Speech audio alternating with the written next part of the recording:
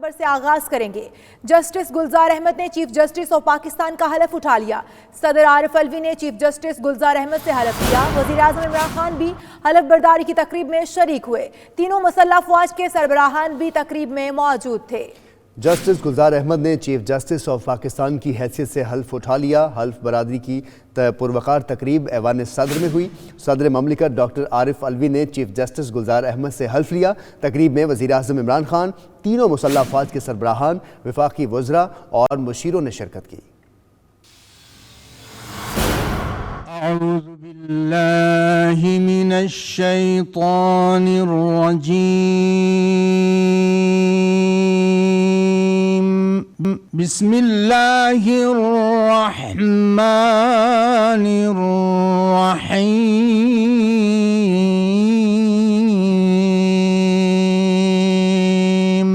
Justice Gulzar Ahmad نے پاکستان کے 27ویں chief justice کی حیثیت سے حلف اٹھا لیا۔ ایوان صدر میں باوقار تقریب میں صدر مملکت عارف الوی نے جسٹس گلزار احمد سے چیف جسٹس کا حلف لیا۔ بسم اللہ الرحمن الرحیم۔ I, Justice Gulzar Ahmad, do solemnly swear that I will bear true faith and allegiance to Pakistan. that I will bear true faith and allegiance to Pakistan, that as Chief Justice of Pakistan, I will discharge my duties and perform my functions honestly to the best of my ability and faithfully. May Allah Almighty help and guide me. Ameen. تقریب حلف برداری میں وزیر اعظم Imran Khan, army chief general Qamar Javed Bajwa سمیت تینوں مسلح افواج کے سربراہان نے شرکت کی۔ Chairman senate Sadiq Sanjrani, speaker قومی اسمبلی اسد قیصر، وفاقی وزراء اور مشیر بھی تقریب میں موجود تھے۔ تقریب میں اعلیٰ عدلیہ کے ججز، وکلاء، رہنما اور سیاسی شخصیات نے بھی شرکت کی۔ جسٹس گلزار احمد 1 فروری 2022 تک بطور چیف جسٹس آف پاکستان اپنی خدمات سر انجام دیں گے۔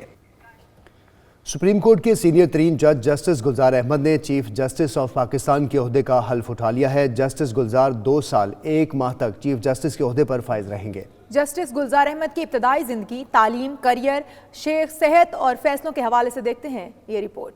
Chief justice of Pakistan justice Gulzar Ahmed فروری 1957 کو کراچی میں پیدا ہوئے۔ ابتدائی تعلیم اور LLB کی ڈگری کراچی سے مکمل کی۔ 18 جنوری 1986 کو بطور وکیل، 4 اپریل 1988 کو بطور ایڈوکیٹ ہائی کورٹ اور 15 ستمبر 2001 کو بطور ایڈوکیٹ سپریم کورٹ انرول ہوئے۔ جسٹس گلزار احمد 1999 سے 2000 میں سندھ ہائی کورٹ بار کے سیکرٹری بھی رہے۔ جسٹس گلزار احمد کو سول، لیبر، بینکنگ، کمپنی اور کارپوریٹ سیکٹر لا پر عبور حاصل ہے۔ جسٹس گلزار احمد 27 اگست 2002 کو سندھ ہائی کورٹ، 16 نومبر 2011 کو سپریم کورٹ کے جج بنے۔ جسٹس گلزار دلیر، بے خوف اور نڈر شخصیت کے طور پر جانے جاتے ہیں۔ جسٹس گلزار احمد فیصلے اوپن کورٹ میں سناتے ہیں اور زیادہ دیر تک فیصلے محفوظ نہیں رکھتے اور کیس جلد نمٹانے کے حوالے سے بھی شہرت رکھتے ہیں۔ جسٹس گلزار احمد کے بڑے فیصلوں کا چیدہ ذکر کیا جائے تو پاناما فیصلہ قابل ذکر ہے۔ انہوں نے کراچی میں چائنا کٹنگ قبضہ مافیا کے خلاف سخت فیصلے دیے، جس کے بعد 500 سے زائد غیر قانونی عمارتوں کو مسمار کیا گیا۔ جسٹس گلزار نون لیگ کے رہنما طلال چودھری کی نااہلی سمیت بہت سے اہم کیسز کا فیصلہ کرانے والے بینچز کا حصہ رہے۔ جسٹس گلزار احمد 1 فروری 2022 تک بطور chief justice supreme court of Pakistan فرائض سر انجام دیں گے۔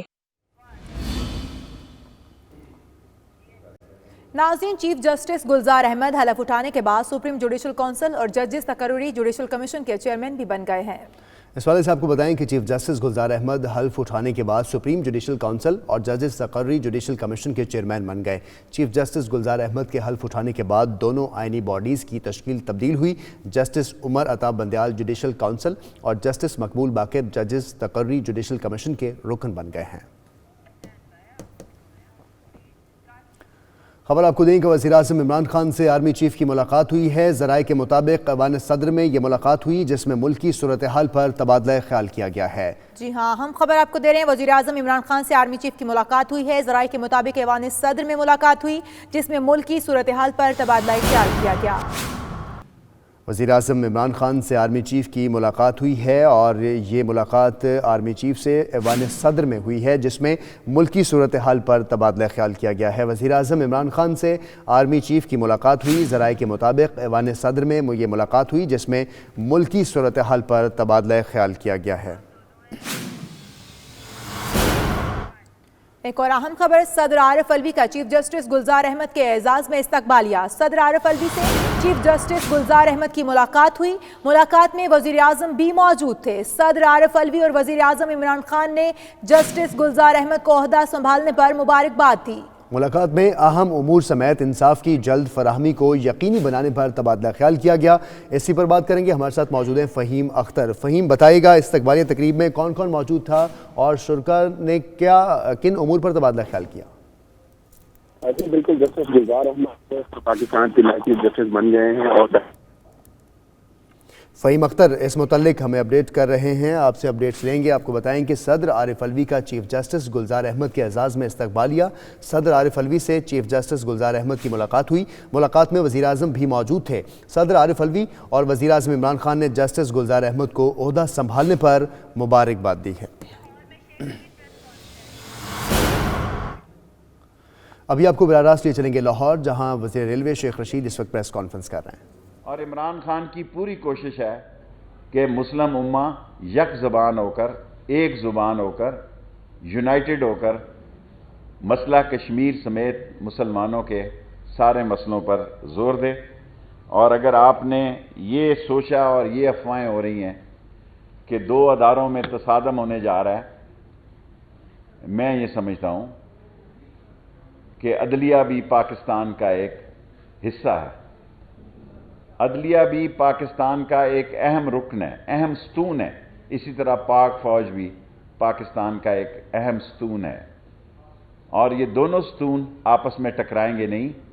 اور آج چیف جسٹس جناب گلزار صاحب کی آمد کے بعد یہ حالات بہتری کی طرف جائیں گے، اور مجھے پوری امید ہے کہ پاکستان آگے بڑھے گا۔ اپوزیشن اپنے تمام ہتھ کنڈوں میں ناکام ہوگی، اور یہ ضروری نہیں کہ صرف پیپلز پارٹی کے لوگ ہی، نون لیگ کے لوگوں کے گرد بھی جنہوں نے غیر قانونی کام کیے ہیں، ان کے گرد گھیرا تنگ ہوگا۔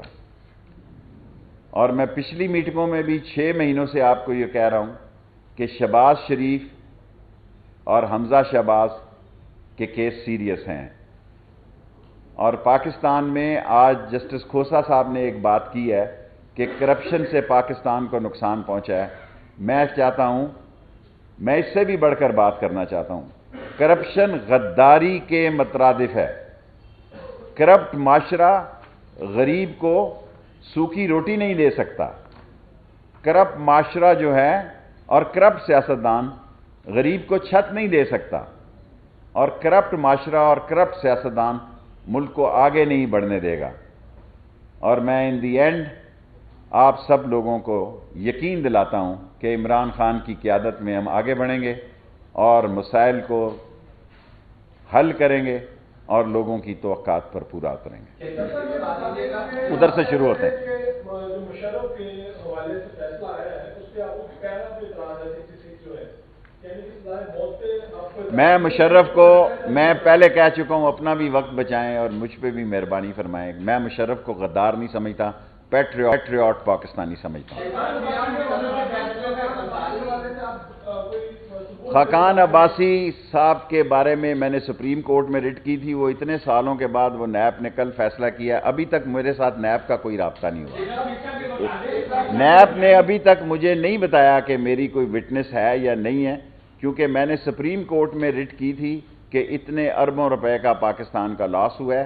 وہ مجھے کہا گیا کہ نیب میں داخل کی جائے، میں نے خود جا کے داخل کی، لیکن میرے ساتھ اس دن کے بعد سے نیب کا کوئی رابطہ نہیں۔ ابھی آتا ہوں۔ دیکھیں، کوئی شخص، ایک پریس والا کیوں لکھتا ہے کہ پریس موٹر سائیکل کے آگے پریس، تاکہ اس کو احترام ملے۔ کوئی آرمی چیف جس نے 40 سال تک سروس کی ہو، اس کے مقابلے میں منی لانڈر جو ہیں، جس کے مقابلے میں چور، ڈاکو، لٹیرے، بے ایمان، پرلے درجے کے کرپٹ لوگ، وہ وہاں سے وزیر ریلوے شیخ رشید لاہور میں موجود ہیں، پریس کانفرنس کر رہے ہیں۔ آگے بڑھتے ہیں، آپ کو بتائیں کہ مریم نواز نے نام ECL سے نکلوانے کے لیے دوبارہ عدالت سے رجوع کر لیا ہے۔ مریم نواز کی جانب سے لاہور ہائی کورٹ میں درخواست دائر کر دی گئی ہے۔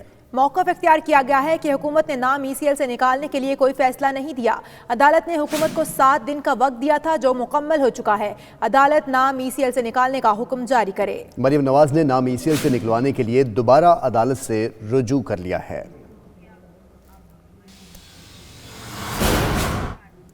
इंसदाद मनशियात अदालत ने राना सनाउल्लाह के जुडिशल रिमांड में 4 जनवरी तक तौसी कर दी है। अदालत ने हुकूमती वज़रा के बयान करदा वीडियो की फराहमी के लिए राना सनाउल्लाह की दरख्वास्त पर महकमा इंसदाद मनशियात से जवाब तलब कर लिया। पेशी के मौके पर नून लीगी कारकुनों की जानिब से अहाता अदालत में दाखिले की कोशिश, पुलिस की जानिब से रोकने पर कारकुनान ने धक्कम पेल और हंगामा आराई भी की। लाहौर की इंसदाद मुनशियात की खुसूसी अदालत के जज शाकिर हसन ने राना सनाउल्लाह के खिलाफ केस की समाअत की। जेल हुकाम ने राना सनाउल्लाह को सख्त सिक्योरिटी में अदालत में पेश किया। राना सनाउल्लाह के वकील ने कहा कि वफाकी वजीर शहरियार आफरीदी ने राना सनाउल्लाह से मुनशियात बरामदगी का दावा किया। उन्होंने मुनशियात बरामदगी की वीडियो की मौजूदगी का भी दावा किया है। इस वीडियो को अदालती रिकॉर्ड पर तलब किया जाए, जिस पर अदालत ने महकमा इंसदाद मुनशियात से जवाब तलब कर लिया है। पेशी से कबल पुलिस एहलकारों और नून लीगी कारकुनों में शदीद तल्ख कलामी भी हुई, जबकि राना सनाउल्लाह की अहलिया और दामाद कारकुनों के साथ मिलकर पुलिस के खिलाफ नारेबाजी भी करते रहे। सऊदी अरब की पाकिस्तान को कोलालमपुर समिट में शिरकत से रोकने की खबरों की तरदीद। सऊदी सफारतखाने ने वज़ाहती बयान में कहा है कि पाकिस्तान को कोलालमपुर समिट में अदम शिरकत पर मजबूर किया और ना ही धमकी दी है। पाक सऊदिया ताल्लुकात एतमाद, अफ़हाम व तफ़हीम और बाहमी एहतराम पर कायम है।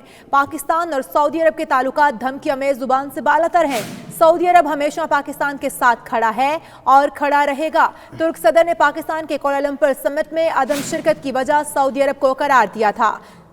सऊदी अरब की पाकिस्तान को कोलालमपुर समिट में शिरकत से रोकने की खबरों की तरदीद आ गई है। सऊदी सफारतखाने ने वज़ाहती बयान में कहा है कि ऐसा नहीं किया गया और पाकिस्तान को कोलालमपुर समिट में अदम शिरकत पर मजबूर किया और ना ही धमकी दी। पाक सऊदिया ताल्लुकात एतमाद, अफ़हाम व तफ़हीम और बाहमी एहतराम पर कायम है। इसी पर बात करते हैं। सीनियर तज्ज़ियाकार रहीमुल्लाह यूसुफ़ज़ई हमारे साथ टेलीफोन लाइन पर मौजूद हैं। रहीमुल्लाह यूसुफ़ज़ई साहब, आपके वक्त का बहुत शुक्रिया। फरमाइएगा कि सऊदी अरब ने पाकिस्तान को कोलालमपुर समिट में शिरकत से रोकने की खबरों की तरदीद की है, क्या कहेंगे आप इस पर? ये इसमें एक अहम बात तैयब अर्दवान ने की थी, जो तुर्की के सदर हैं। इतना एक संगीन किस्म का इल्ज़ाम लगाया था, तो इसकी वजाहत बहुत ज़रूरी थी, पाकिस्तान की तरफ से भी और सऊदी अरब की तरफ से भी। और तैयब अर्दवान, आपको पता है कि एक बैनुल-अक़वामी शख्सियत है, उनका बड़ा नाम है। अगर वो एक बात कर रहे हैं, इल्ज़ाम लगा रहे हैं, तो उसकी काफ़ी अहमियत होती है। तो मैं समझता हूँ कि ये मामला अभी ख़त्म नहीं हुआ और ये पाकिस्तान की अदम शमूलियत कोलालमपुर इस्लामिक कॉन्फ्रेंस में ये बड़ी एक हैरानी की बात थी, क्योंकि इससे पहले पाकिस्तान की हुकूमत कह चुकी थी कि वज़ीर-ए-आज़म इमरान खान शिरकत करेंगे। बाद में कहा गया कि वज़ीर ख़ारजा शाह महमूद कुरैशी को भिजवाया जाएगा, लेकिन वो नहीं गए। सऊदी अरब और उसके जो इत्तेहादी हैं उनको एतराज़ था और उन्होंने ये बहाना बनाया कि कोई मुतबादिल इस्लामी तंजीम बन रही है। मेरे ख्याल में ऐसी बात नहीं थी और मैं समझता हूँ कि पाकिस्तान को ज़रूर इसमें शिरकत करनी चाहिए थी। ये कहा जा रहा है पाकिस्तान के अंदर और बाहर ये सऊदी दबाव था, इसलिए पाकिस्तान ने शिरकत नहीं की। महातिर मोहम्मद की शख्सियत ऐसी है कि मेरे ख्याल में वो मुसलमानों को जोड़ने की बात कर रहे हैं, इस्लामी मुल्कों को इकट्ठा करने की बात कर रहे हैं। वो तकसीम के मुखालिफ हैं और तकसीम करने वालों के खिलाफ काम कर रहे हैं। मुस्लिम इत्तेहाद की कोशिश होनी चाहिए। सीनियर तज्ज़ियाकार रहीमुल्लाह यूसुफ़ज़ई साहब हमारे साथ मौजूद थे, अपना तज्ज़िया दे रहे थे। और एक बार फिर आपको बराह रास्त ले चलते हैं, जहां पर वज़ीर रेलवे शेख रशीद इस वक्त न्यूज़ कॉन्फ्रेंस कर रहे हैं। अरकान ने ये वोट दिया कि इनको बाहर जाने दिया जाए, जिनमें मैं शामिल था। मैं तो बहुत पहले से कहता था दफा बला करो।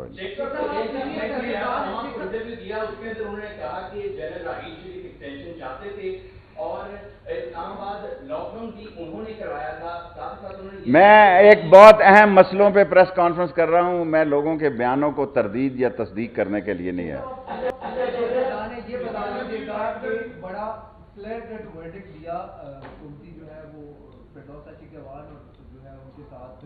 वो भी बैठे थे, अटॉर्नी जनरल भी क्लियर कट उन्होंने कहा कि वो एलिजिबल ही नहीं है, वो मेंटली इल है। उन जज के बारे में ये बता दीजिएगा कि उन्होंने जो इससे पहले ढेरों डिसीजन दिए हैं। मैं वो बात कहूंगा जिस पर पहरा दे सकूं। मैंने इस फैसले के 66वां पैरा है उसकी डट के मुखालफत की है और कायम हूं। باقی جو اٹارنی جنرل کہتے ہیں اور لا منسٹر کہتے ہیں وہ قانون کو مجھ سے بہت بہتر سمجھتے ہیں، اور میں آج جس بارے کی میں نے تعریف کی ہے کہ جسٹس گلزار صاحب کو ہم نے ویلکم کیا ہے، چیف جسٹس صاحب کو، اور کھوسا صاحب کے اس بیان کو کہ کرپشن جو ہے وہ ملک کی تباہی کا اصل مرتکب ہے۔ لاسٹ 3 کوسچن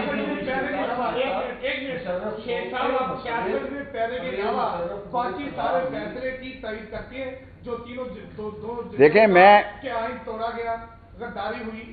دیکھیں میری بات سنیں، میں نے اس سے بڑی اہم بات کی ہے، میں نے اس سے اہم بات کی ہے کہ جتنے سیاستدان ہیں موسٹلی وہ فوج کے گملے اور نرسریوں سے نکلے ہیں، اور 3 دفعہ اس آئین کو اور جمہوری حکومت کو فوج نے بچایا ہے۔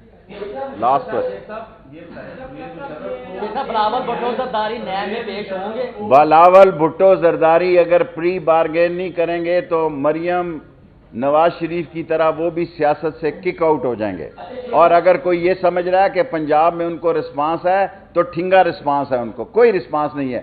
جس طرح بندے سندھ میں اکٹھے کیے جا رہے ہیں، جس طرح ریونڈ میں بندے اکٹھے کیے ہیں، آپ ٹی وی والے بتا رہے ہیں کہ وہ کہتے ہیں کہ ہمیں فلانے نے کہا تھا بے نظیر سرٹیفکیٹ ملے گا، فلانے نے، میں نہیں بتا رہا، میں نے آپ کے ٹی وی پہ دیکھا ہے کہ سب جتنی مائیں بہنیں آئی ہیں وہ تو پیسوں کے لیے آئی ہیں، غربت کی ماری آئی ہیں، کوئی ان کی محبت میں نہیں آیا، ان کی محبت میں صرف ایک ہی ہے۔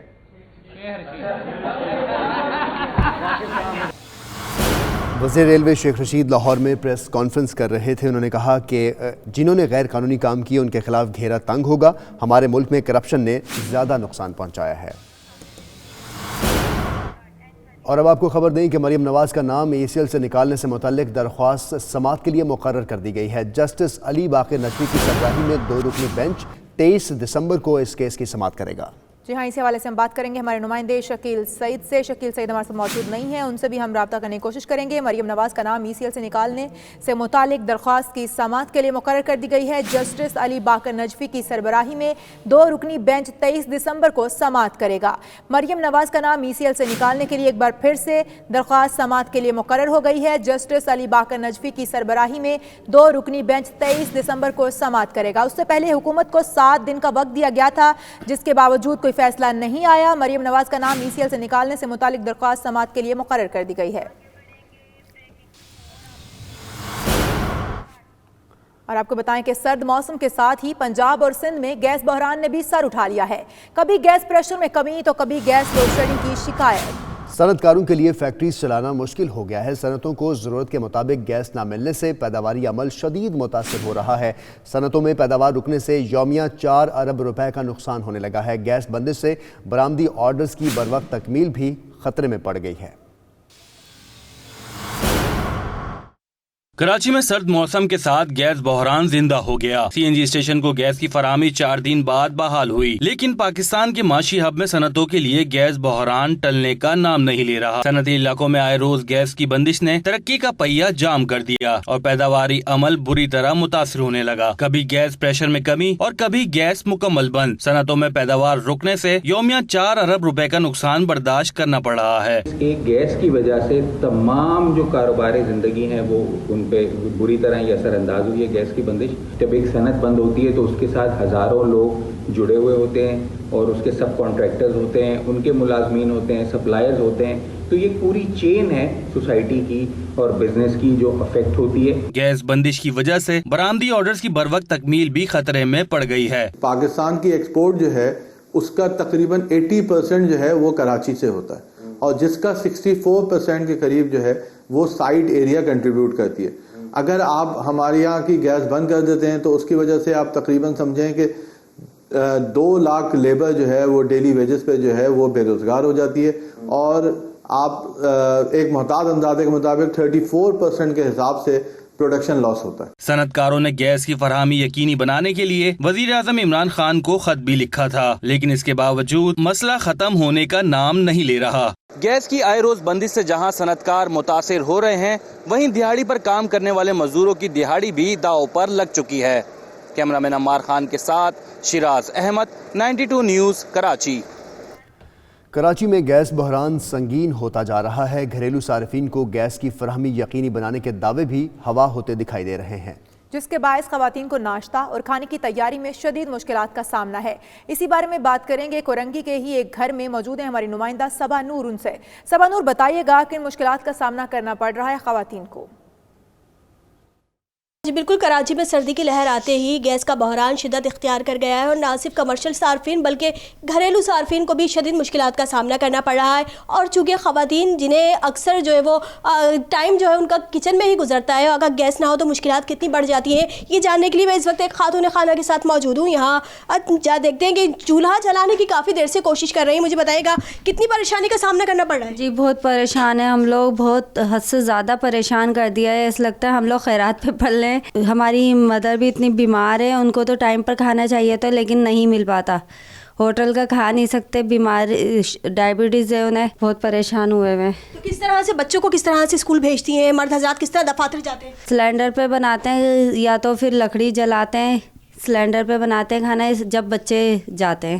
جی بالکل، جو کراچی کے رہائشی ہیں ان کا یہی کہنا ہے کہ سردی کی لہر میں اضافے کے ساتھ ہی گیس کا بحران اس قدر بڑھ گیا ہے کہ ان کی مشکلات بے پناہ بڑھ گئی ہیں اور وہ اس جدید دور میں بھی لکڑیوں پر کھانا بنانے پر مجبور ہے۔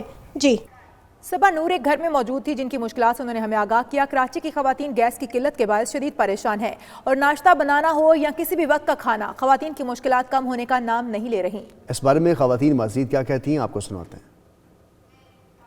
ہم لوگ بہت ٹینشن میں گیس کی وجہ سے، بچے کبھی ایسی باہر سے منگا دیتے ہیں، کبھی ایسے ہی چلے جاتے ہیں، بیٹا ہمارا ایسے ہی چلا، ابھی ایک بیٹا ہمارا ایسے ہی گیا ہے، وہ دیکھو بہت پریشانی ہے، ہم کھا نہیں سکتے، اتنا ہوتا نہیں ہے ہمارے پاس، تو ہم منگائے ہیں اور بازار سے کھائیں، بھوکے بیٹھے ہوئے ہیں ابھی تک بھوکے بیٹھے ہوئے ہیں۔ لائٹ ہی نہیں ہے، گیس ہی نہیں ہے، لائٹ نہیں ہے، ایک مصیبت ہے کراچی کے اندر، اتنے بڑے بڑے موٹے موٹے پیپ ڈال دیے گیس کے اور کوئی مطلب ہی نہیں، کوئی فائدہ ہی نہیں ہے۔ بہت پریشانی بیٹا، دیکھ رہی ہو آپ، یہ لکڑیوں سے پیٹیاں مل جاتی ہیں تو کھانا بنا لیتے ہیں، نہیں تو ہوٹلوں سے لانا پڑتا ہے۔ بچے تنگ آ جاتے ہیں، بھوکے اسکول جاتے ہیں، اسکول کے ٹائم پر بھی گیس نہیں ہوتی، پھر لکڑیوں پہ یا سلینڈر پہ بناتے ہیں ناشتہ، تو جب وہ کر جاتے ہیں۔ ناظرین، دیگر شہروں کی طرح ملک کے بیشتر شہروں کی طرح صوبائی دارالحکومت لاہور میں بھی سردی میں اضافہ ہو گیا ہے۔ سردی میں اضافے کے باعث گھروں میں گیس کی آنکھ مچولی جاری ہے، جس سے صارفین شدید مشکلات کا شکار ہیں۔ اس وقت نمائندہ 92 نیوز دعا مرزا ایسی ہی ایک فیملی کے ساتھ موجود ہیں جن کو گیس کی بندش کے باعث مشکلات کا سامنا کرنا پڑ رہا ہے۔ جی دعا۔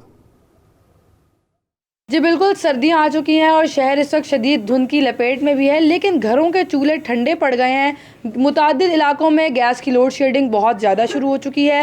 اندرون کے بہت سارے علاقے ہیں، میں اس وقت ٹاؤن شپ میں موجود ہوں اور ٹاؤن شپ میں بھی گیس نہیں ہے۔ اس کے علاوہ اس کے ملحقہ علاقے گرین ٹاؤن ہے، باگڑیاں ہیں، وہاں پر بھی گیس کی لوڈ شیڈنگ بہت زیادہ ہے، لوگ مجبور ہو گئے ہیں۔ میں گھر میں موجود ہوں، ان سے جان لیتے ہیں۔ بیٹا ناشتہ کوئی نہیں کیا اور 5-7 دن ہو گئے، تقریباً بلکہ 15 دن ہو گئے گیس نہیں آ رہی، اور ہم بڑے سخت تنگ ہوئے ہیں۔ بل تو بھر کے آ رہے ہیں لیکن گیس کا نام نہیں ہے بالکل بھی۔ سال ہی ستمبر میں جاتی ہے اور فروری کے اینڈ تک آتی ہے۔ ہم چولہے جلا کے لکڑیاں گھر ہم نے اپنے کالے کر لی ہیں، لکڑیاں جلا کے۔ یہ چولہا جل رہا ہے اور اگر کیمرہ مین احمد آپ کو دکھا سکے تو یہ اس کی آنچ اتنی ہے جو کہ انہوں نے فل کی ہوئی ہے ابھی، اور یہ صرف اتنی گیس آ رہی ہے۔ مزید ان خاتون میرے ساتھ موجود ہیں، ان سے جان لیتے ہیں۔ کوئی شیڈیول اس کا نہیں ہے کب آتی ہے کب جاتی ہے، لیکن جب دسمبر اسٹارٹ ہوتا ہے تو ہمارے ساتھ ہر سال، یہ نہیں کہ اس سال، تقریباً کئی سال سے ہمارے ساتھ ایسا ہو رہا ہے کہ یہ ہماری گیس نہیں آتی۔ کچھ شہریوں کی اپیل ہے کہ خدارہ اس سے ان کو نجات دلائی جائے اور تاکہ یہ جو ہے وہ کم از کم کھانا پکا سکیں۔ بالکل بھی گیس نہیں ہے، نہ رات کو گیس ہے نہ صبح کو گیس ہے، بچے بھی مشکل میں ہیں، باہر سے افورڈ نہیں کیا جاتا، تو ہر سال کی طرح اس سال بھی یہ مشکل آن پڑی ہے۔ اب اس کا کیا سولوشن نکلے گا یہ دیکھنا باقی۔ دعا اس متعلق آپ ہمیں اپڈیٹ کر رہی تھی، آپ کا بہت شکریہ۔ ناظرین، سردی کی لہر آتے ہی گیس کی طلب میں اضافہ ہوا۔ سوئی صدن کے ترجمان کا یہ کہنا ہے کہ گیس لوڈ مینجمنٹ کے تحت CNG سیکٹر کو گیس کی فراہمی بند کی گئی تھی، گھریلو صارفین کی ضرورت پوری کرنا اولین ترجیح ہے۔ جی ہاں، سردی کی لہر آتے ہی گیس کی طلب میں اضافہ ہوا۔ سوئی صدن کے ترجمان کا کہنا ہے کہ گیس لوڈ مینجمنٹ کے تحت CNG سیکٹر کو گیس کی فراہمی بند کی گئی تھی، گھریلو صارفین کی ضرورت پوری کرنا اولین ترجیح ہے۔ ओवरसीज़ पाकिस्तानियों में तकसीम पैदा हो गई है। PTI बरतानिया के बानी मेंबर अकरम दुरेजा ने वज़ीर आज़म को ख़त लिख दिया है। ख़त में उनका कहना है कि ओवरसीज़ पंजाब कमीशन को बरतानिया में फौरी तौर पर गैर फ़ाल किया जाए। अकरम दुरेजा ख़त में लिखते हैं कि कमीशन ने मुख्तलिफ शहरों में नुमाइंदे तैनात किए, जिससे कम्यूनिटी में तकसीम का खदशा है। OPC की मेंबर साजी से PTI बरतानिया में भी तकसीम का अमल शुरू हो गया है। उन्होंने खदशा जाहिर किया कि पंजाब के बाद दीगर सूबे भी अपना अपना ओवरसीज़ कमीशन तैनात करेंगे। हर सूबे का ओवरसीज़ कमीशन तश्कील दिया गया तो ओवरसीज़ पाकिस्तानियों में तकसीम मज़ीद गहरी हो जाएगी। हारूनिया मस्जिद बर्मिंघम में मुकाबला हुस्न क़रात के नाम से एक रूहानी तकरीब मुनक़्क़िद की गई। तकरीब में बच्चों की बड़ी तादाद ने हिस्सा लिया। मज़ीद अहवाल जानते हैं खावर राजा की रिपोर्ट में।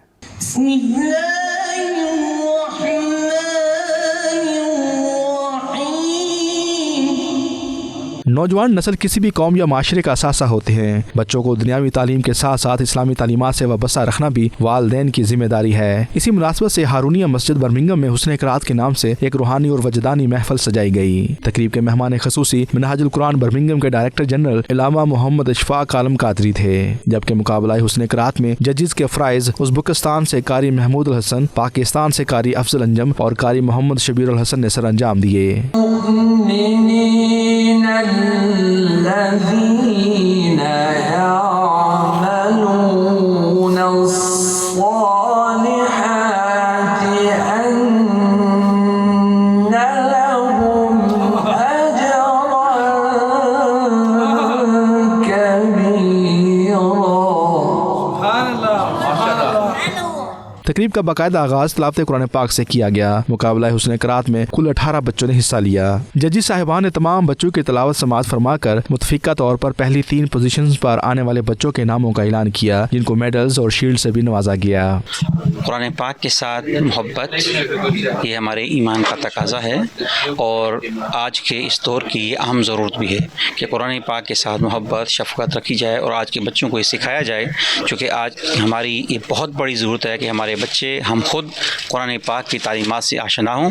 ये हमारे लिए मशअल राह है। आज हमने बर्मिंघम के एरिया में बच्चों की हौसला अफजाई के लिए हुस्न क़रात का मुकाबले का इनकाद किया, जिसमें बर्मिंघम की काफ़ी मसाजिद के तलबा ने हिस्सा लिया।